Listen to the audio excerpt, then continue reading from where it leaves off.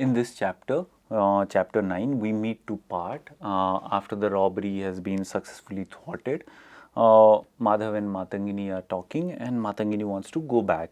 And but Madhav is imploring her that she should stay back. It's midnight, probably in the morning or later she can go back. And that's what he says, when it is day, my palki will convey you to your home if you cannot longer remain. Why depart tonight and on foot? And she says that you will not understand because I have not told anyone, and she can't tell him that. And you can see that even in that delicate moment, she's trying to guard the honor of Rajmohan and Rajmohan. So what we again get to see here is something very radical about Matangini. That strength, that calm demeanor, the silent strength that characterizes her rational decision making, all of these, and then the compassion that she has, all of it characterizes Matangini, and then makes her a kind of an ideal representation of women. Someone who is not just the object of representation, but also becomes the subject of representation. She takes things on her own hand, braves great dangers to do something for love and compassion. And the word love becomes a bit complicated here, because she, as they are talking about going, as they are talking about her leaving the space of Madhav and Hemangini's house, she thinks, why do I linger? She said at length, I go, Karuna will go with me, farewell. She added sadly, but her voice growing thick, fare you well, be happy, Madhav. Madhav looked up to her face, it was wet. Matangini was weeping, and be my hame happy with you. You weep, said Madhav, you are unhappy. Matangini replied not, but sobbed. Then, as if under the influence of a maddening agony of soul, she grasped his hands in her own, bending over them her lily face, so that Madhav trembled under the thrilling touch of the delicate curls that fringed her spotless brow. She bathed them in a flood of warm and gushing tears. Ah, hate me not, despise me not, cried she with an intensity of feeling. We are talking about how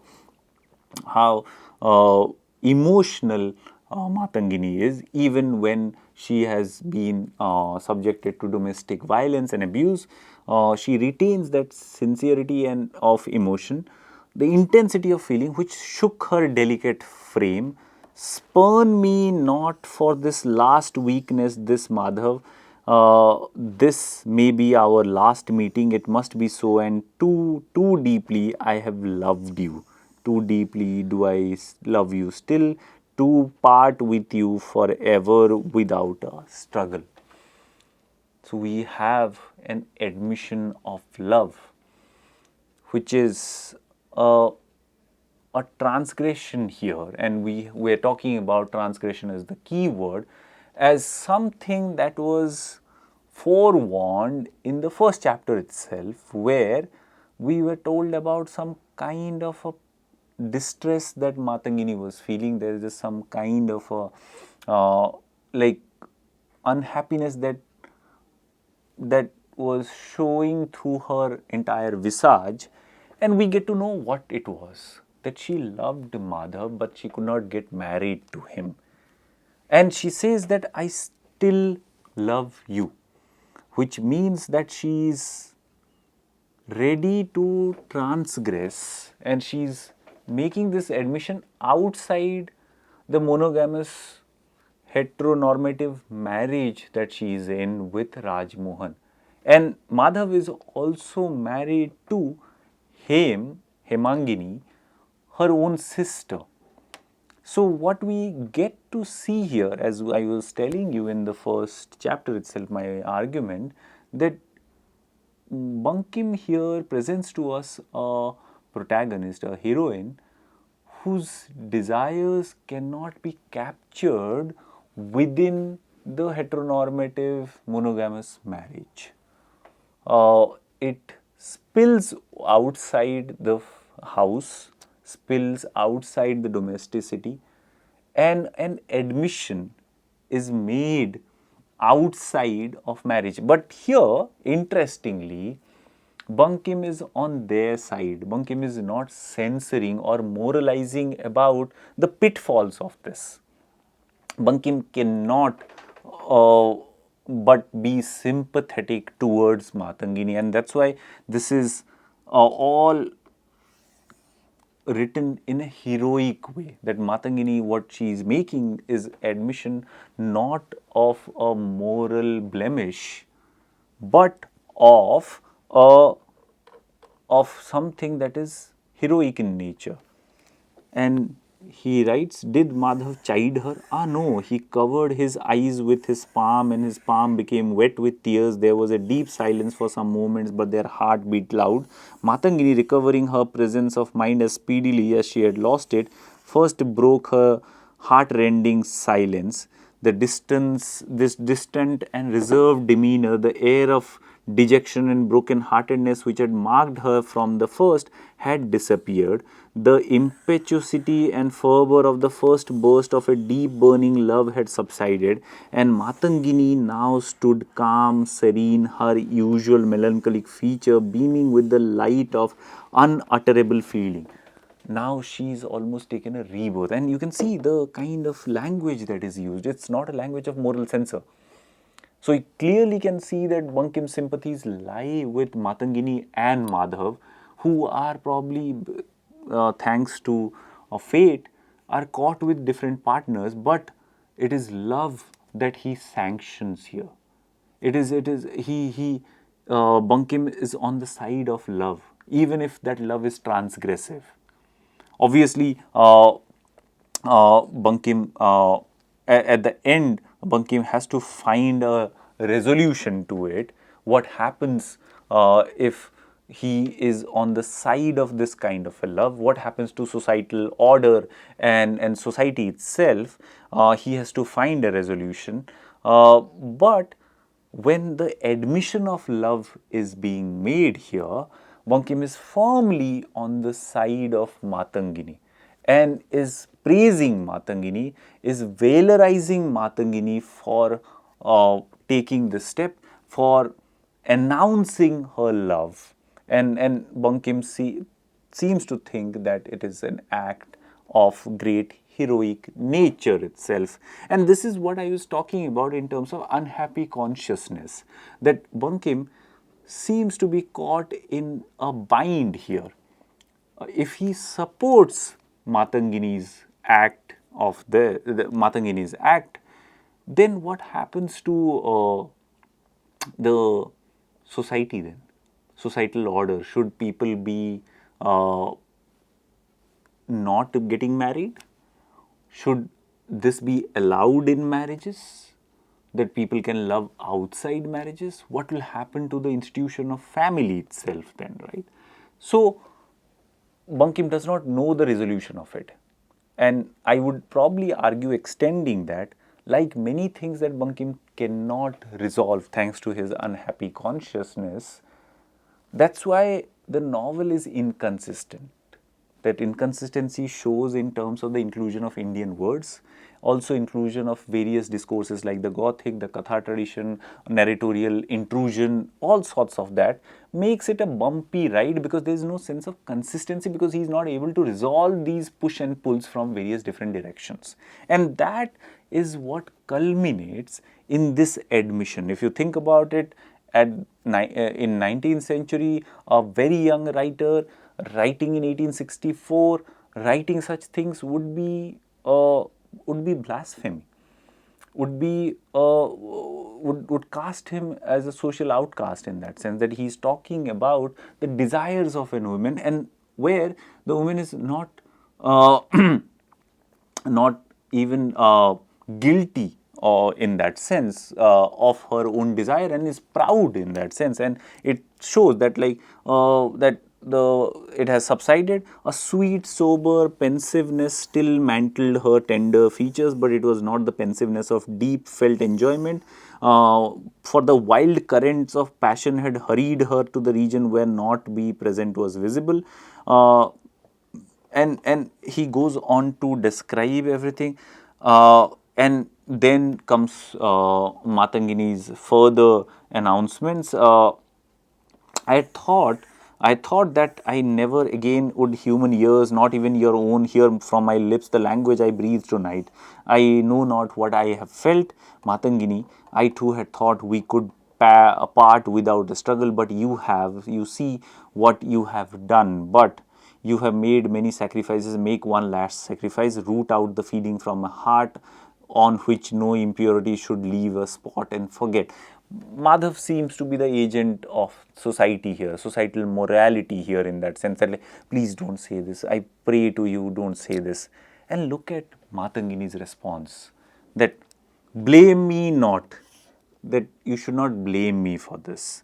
Yes, reproach me, Madhav, censure me, teach me, for I have been sinful. Sinful in the eyes of my God, I must say it, Madhav, of my God on earth, of yourself. But you cannot hate me more than I hate myself. Heaven alone knows what I have felt for a long years that have passed. Could I rip open this heart, and you could then only know how it beats.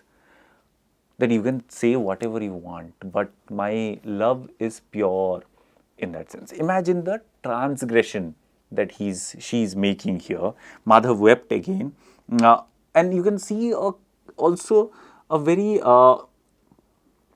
interesting dynamic that is coming here. Also about the masculinity of Madhav. Also, Madhav constantly crying, and Matangini being the stoic here. So, Bankim is also overturning those binaries of masculine and feminine here. Matangini is in control of her emotions. She is crying, but not like Madhav, who is weeping, is not able to spill out his own emotions. Unlike Matangini, who is not afraid and who is not ashamed of them.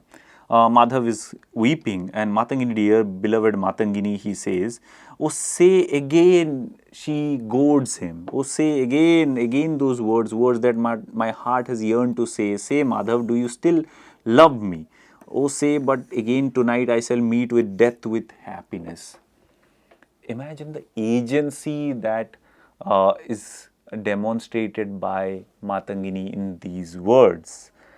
And Madhav becomes the sane voice that, like, please, let's not do this. Let us separate. Let us forget each other. Matangini rose and stood erect. Yes, if the human mind can be taught to forget, I'll forget you. We'll part now and forever. There is a certain kind of strength that I keep going back to. And you will see that again and again characterizes her, even at the moment of great emotional vulnerability. Matangini is uh, able to hold on to her emotions, whereas Madhav pales in that comparison. So you can see in this chapter, Matangini rises head and shoulders above Madhav also, who is the child of modernity, who should have been the protagonist in that sense. But here we instead see that it's actually Matangini. The story centers around her. She is the hero, in other words, because Bankim clearly thinks that she has the strength and the vulnerability that are a desirable quality in a protagonist. And that we again get to see in chapter 20, when she's abducted by Mathur and is kept in his Godown Mahal. from where Madhav rescues her. Uh, we'll move to that chapter so that it ties in with this with the characterization of Matangini here.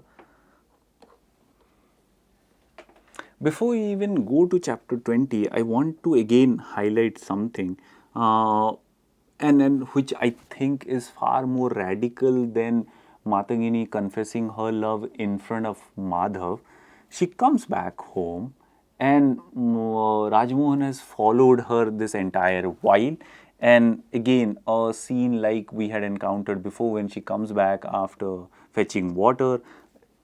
There is a confrontation here, and Rajmohan wants to know from Matangini why did she go there, and this brief paragraph I want to draw your attention to.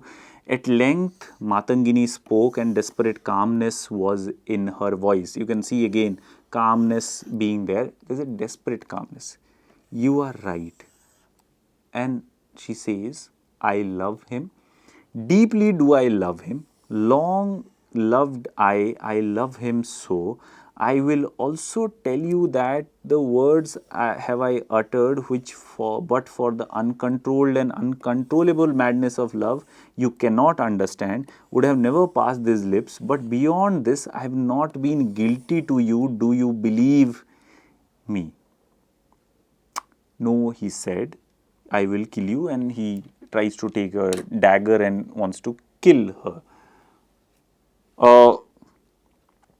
But this is where what I was saying earlier, that like this cannot be controlled within the domesticities, this kind of a transgressive desire. Her calmness is there, desperate calmness, as Bankim says, when she is making an emphatic assertion of her loving someone else outside the boundaries of marriage. And she says that I have loved him and I love him so. But I have not done anything that is wrong. I have not been guilty to you, that I have not cheated on you. So, Matangini, the strength, as I keep going back to, when threatened with violence, makes her the hero of the novel, and makes her the hero of the novel. But also, this paragraph is radical because the assertion is in front of her husband, who tries to be the masculine figure, who is constantly threatening violence, whose masculinity is hurt here. She evacuates him of his masculinity while saying and marking a distinction that, like, yes, I love him, I have loved him, but these words wouldn't have come out and you will not understand. So clearly puncturing lot of holes in Rajmohan's entire masculine subjectivity, that you will not, first of all, understand this kind of love. Second, that I have not been guilty to you. I'm just telling you that I love him. So it's not physical. It's probably in a more spiritual sense that I love him. So you can do whatever you want after that.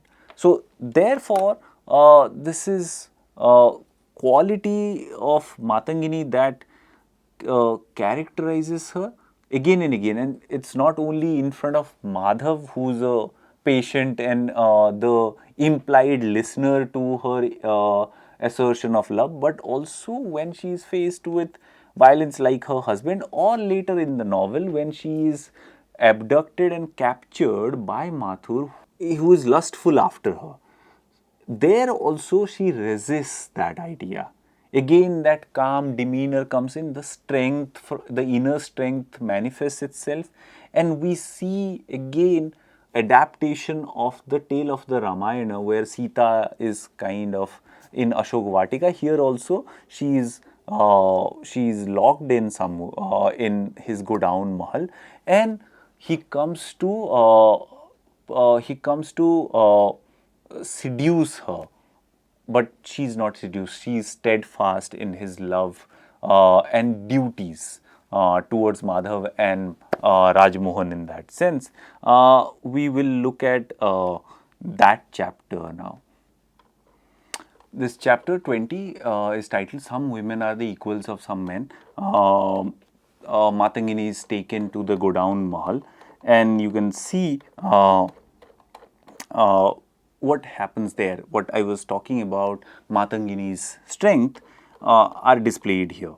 Mathur comes and tells her after holding her captive, "You shall be mine yet, life." And said Mathur, as a demoniacal look as he was departing for that evening. Matangini says, "Never." Uh, Concentrating the energy of 20 men in her look. "Never yours, look here." And she placed herself immediately in the front of him. "Look, I'm a fully grown woman, at least your equal in brute force. Will you call in allies?" Mathur Ghosh stood bewildered at this wonderful challenge. "Hunger shall be my ally. I'll lift not a finger against a woman," says Mathur. "Hunger shall be my ally too," said Matangini in return. And Mathur resolved to starve her, to compel her to compliance and everything. But let's look at this brief paragraph to again emphasize how Matangini is drawing on that inner strength. Again, as I said, it's a adaptation of the Ramayana tale, Ramayana itself, and you will see that he's pleading, trying to seduce Matangini here. But Matangini says never. And something that is outlined here is not just inner strength but also physical strength. Matangini says that I'm a full grown woman, at least you're equal in brute force. And then she challenges him and his masculinity by saying that, "Will you call in allies? That are you feeling threatened?" So here the bully is being threatened. Matangini, in a shrewd move, is puncturing his masculinity. She's asking that, like, look, if you fight me in brute force, I'm your equal here. Don't think of me as a dainty, weak woman in that sense. I'm your equal when it comes to physical force. So if you are feeling challenged, she is almost like kind of threatening him here. Will you call in your allies? So that's why Mathur Ghosh is bewildered at this challenge that, oh, like this woman is supposed to be abducted. She is in my, she's a hostage with me now, but she is actually challenging. So you can see that Matangini in that sense emerges in various difficult and dangerous and possibly fatal situations.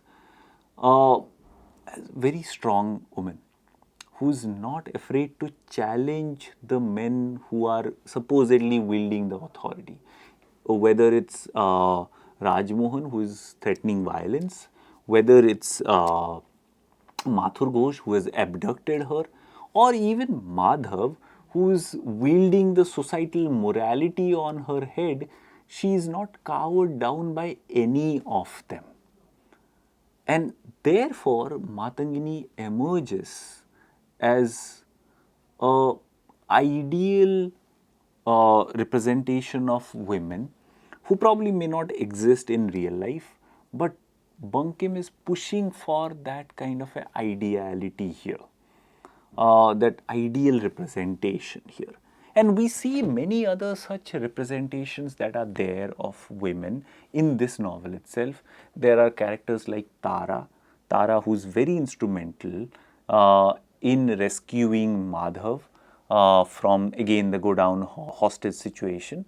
Tara is also very important, and if we look at 17 and 18 actually, where she is shown to us in her entire domestic setup, Tara is shown as a very generous, compassionate human being. Also, we have figures like Kanaka and figures like Suki's mother, who are represented to show very nuanced portrayal of women, which is unprecedented at this point of time. We will look at some of those representations in our next lecture. Thank you.